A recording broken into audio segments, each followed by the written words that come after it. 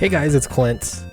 I'm back again, and okay, this is a new video. This is new content. Okay, I know maybe you've seen a little bit of this, and I mentioned one of these tweets before, but there's so much more here, and there's also been some kind of interesting, more recent stuff. This is worth talking about. Okay, so Matthew Rosenberg, we're talking about promoting comic books and the right way that it should be done. So Matt Rosenberg got into a Twitter discussion, sometimes heated by some people involved, about whether you should be, as a comic creator, if you should be promoting your stuff or if you should just be making your comics. And, you just make your comics. So Matthew Rosenberg kind of sent a shot across the bow for all of those comic creators that are in comics because they want to work in Hollywood. And this is a step to that process, and all they want to do is get out of comics. Okay, he said if people, something to the effect of, if comic creators stopped worrying about how they can get out of comics, spent more time focusing on how they can get customers into comic shops, then we'd all be better off. And of course everyone got upset about that because marketing's not my job. Marketing's not my job. Here's the thing you hear all of the time. So this is just one exchange, and I want to take this maybe in a different direction than it's been done before. Okay, so this guy, David, says, comic creators aren't paid to do marketing. When you force them to make them market, they're less likely to have the energy and mental health to create work that rationalizes a visit to the comic store. Put this stuff on the publishers to do their job. Okay, and to that, Matt responded, strongly disagree. This isn't a big enough or healthy enough industry to absolve anyone of doing the work needed to support all parts of it. It's an ecosystem and everyone should be contributing however they feel they can. Spot on. Well, let's go jump to the next one though. He says actors who work on small theater productions set up the chairs and take tickets. Bands and small clubs help set up and take down each other's gear, work the doors, sell tickets. Directors on low budget films carry gear, help strike sets. Why should comics be different? Only focusing on the aspects of the job that you want is nice, but it's not a luxury comics often provide. Promote comic shops, promote comic press, promote your fellow creators, support every part of the comics ecosystem, and they will support you. This is essentially, this is what Zach always does. This is essentially what comics is. This is what a lot of creators I know, indie comics creators, are doing. They get this. If you're helping each other out, you can expect that other people will help you out. Not that you expect it, but it just happens. You help other people out, people help you out. We're all better for it. Not only that, but we've also have customers moving through the pipeline. We're pulling people in, talking to people. We have a much wider reach. And it's not like this, like we're communists and we need to work together or something. What this is that it's in all of our best interest, right? This is objectivism. It's in all of our best interest for us to be reaching out and pulling more people in to buy comics. It helps everybody. All right, so there is a lie here and a misconception that keeps getting perpetuated, and that is that if you've made it in comics, whatever that exactly means, if you've made it, then all you have to do is make comics, and there are other people that are going to pick up the slack and take care of the marketing and all that kind of stuff. And it's true, your publisher should be doing some promotion. This is obvious, they should. They're not going to be as effective, though, as the creator is, right? The star of the show, essentially. They're not going to be as effective. This is just reality. Lately, CB Cebulski, after I sometimes I feel bad for the guy. He gets a lot of criticism. Like every tweet that he has, he gets a lot of criticism. But I have to say, he has been trying as of late to do some promotion for Marvel. So many amazing Marvel comics in shops today. House of X #3, Absolute Carnage #2, Spidey Life Story #6. He goes on.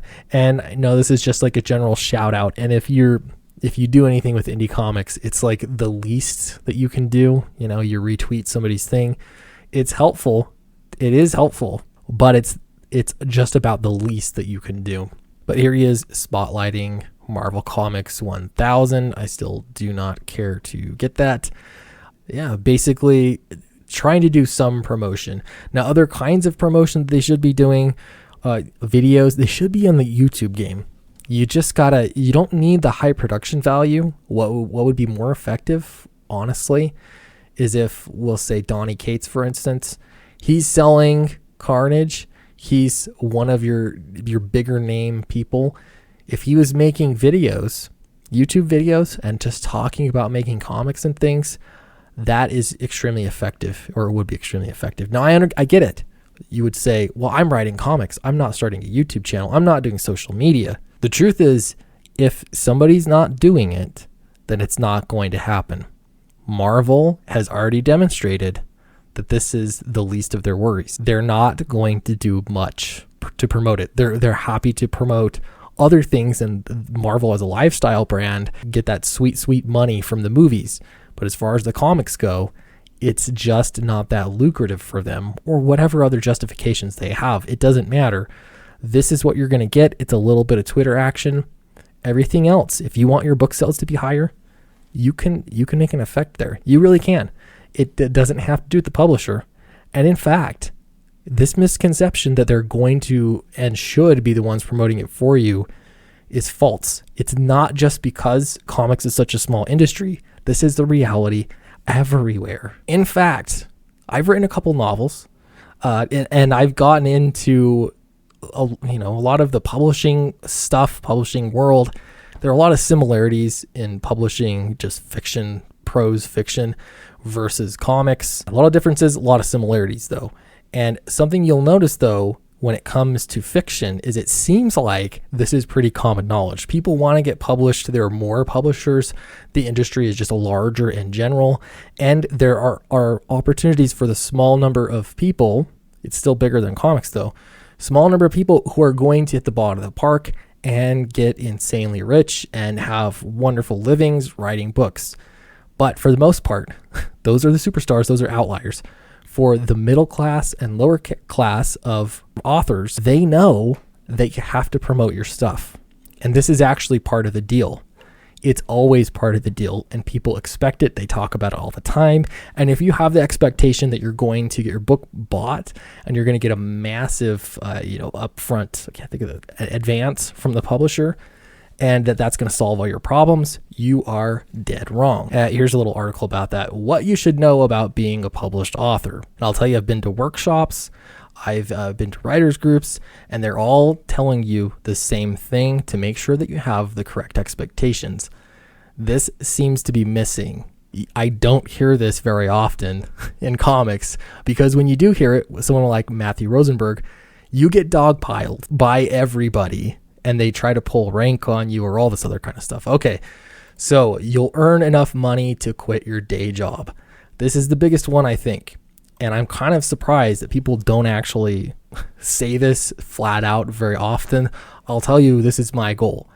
It's not my goal to become wealthy making comics. That would be great. Don't get me wrong, that would be great.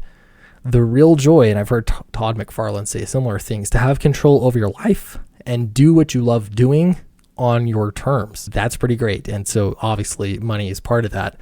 But in order to make enough money to do what you love for a living, you've got to figure out a way to get that money. Most authors are not full-time authors. They have regular jobs. This is the same for most comic creators.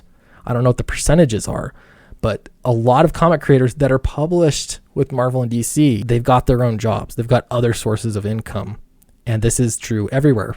It's true probably for a lot of actors too, actresses. You think that you get there and you're in a movie and that you're done, you've made it, right? That's what you're going to do for a living. No, you're still working. That's the reality. Okay, here's another one, and this one spills over into comics. Your finished work will match the original manuscript, that your editor won't change it. If you work in indie comics, you have a lot more control over that. That's actually a big bonus. Here's another one. Your job is finished when you hand in the manuscript. This is when it comes to marketing. Listen to this first line.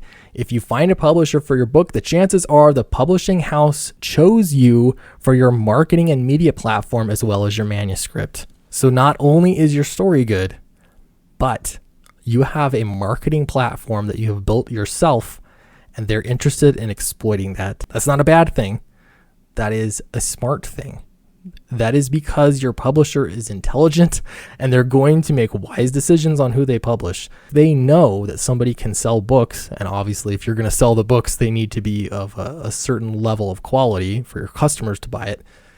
But they're going to pick somebody that has put in the work and has built something. They've built a following on their own. I know it's hard. Trust me. I know it is hard, but if you can do that, suddenly makes you much more valuable than you would otherwise be. Okay, this article is not for comic books. This is for general prose fiction. If you get published, you are expected to market your stuff. You're expected to go on book tours. And in a lot of cases, I think most cases, they're not going to set those book tours up for you. They're going to expect you to do it, and you go do the legwork, and you're actually talking to people and selling books and getting the word out for your novel. You're a salesman. That's just the reality.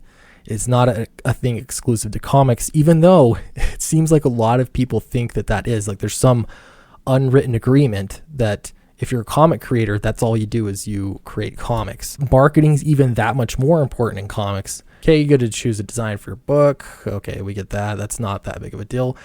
You'll get a book tour. I explained this already. You might not get a book tour at all. You are the one that's got to do it. And these are published authors by sometimes some pretty big publishers. It doesn't matter. They're going to invest money that they think they're going to get back. It's not just a given. Another misconception is the publisher will throw you a book party. Someone needs to throw me a party. I need a book party for Downcast. I think that needs to happen. All right, this guy, Winger. I watched this video that he did just recently, and he said something that was really, really smart, and it was hitting the nail on the head. He doesn't have a huge platform. He's got a really small YouTube channel. Yeah, he's got a very modest platform, but he said he's going door-to-door style. He's talking and getting a backer, one backer at a time for his book. He's the writer of this book. He's probably got a lot of things to do, but he's still treating it like a door-to-door salesman. He doesn't have that level of pride that he's above going out and talking to people. And, obviously you're going to use the internet to do that, but selling your book one backer at a time, that's the correct attitude to happen. And I know it sucks. I've done door-to-door sales before. And, for my own small business, I was kind of shocked at how effective it is actually. Because there's something to do with getting to know somebody, seeing them in person, having an experience with them. I imagine the same kind of thing happens if you can go and, to a convention and talk to people in person and get to know them just a little bit and be a human, have a human interaction. You can also do that online. This is really effective. But door-to-door sales suck. Yes, they do, but they work. It works. So I wanted to look up another one. This is Oddity Madness in the Marsh. Book looks really interesting. Also, what's interesting is the creative team. These guys they're essentially doing the same thing. They're getting out there, they're talking to people. These are really small books. There's tons of them. There's so many examples on Indiegogo. Small books that don't have the support of a massive publisher.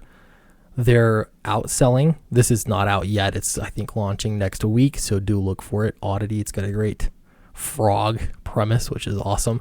But they're willing to take on that responsibility of the publisher, the promoter, because no one else is going to do it. Now, if mainstream comics was willing to accept this as part of the deal, that they would do promotion, especially on social media, online, it would do a few things. One, it would really temper how creators act to people on social media once they realize and they see them as potential customers. And two, it would absolutely increase sales of books, and they'd have a better idea of what kind of books are going to sell, what's not going to sell, because they're hearing from people, they're getting feedback. This is already available to you. This is the internet. It's the amazing part of it. If you could just plug in and use it, it would be hugely effective. So let me know what you think. Is Matthew Rosenberg right? Is he wrong? I don't know. How was your day today? What did you have for breakfast? Whatever you want to say, the comments all help. Don't forget to subscribe to the channel if you enjoy this kind of content. I'm going to keep it coming at you. Like all that stuff that helps with the algorithm. And I'll tell you, I've got awesome plans. I've announced that I've got a project with Eric Weathers that's planned for down the road. All these kinds of things have you got to work in advance. I also have a short one shot that's going to be published alongside a story written by Chuck Dixon and David Furr. It's such an honor to be among those. That's going to be launching sometime in the next couple weeks. Lots of things are happening. If you're interested on checking it out and being in the know, you can actually join my mailing list, and that is below. You get a free copy of one of my books when you join that mailing list, and I'll always email you and let you know when the next project's coming out, because I care about your support, and talking and marketing is important. So thank you very much, and I will see you next time.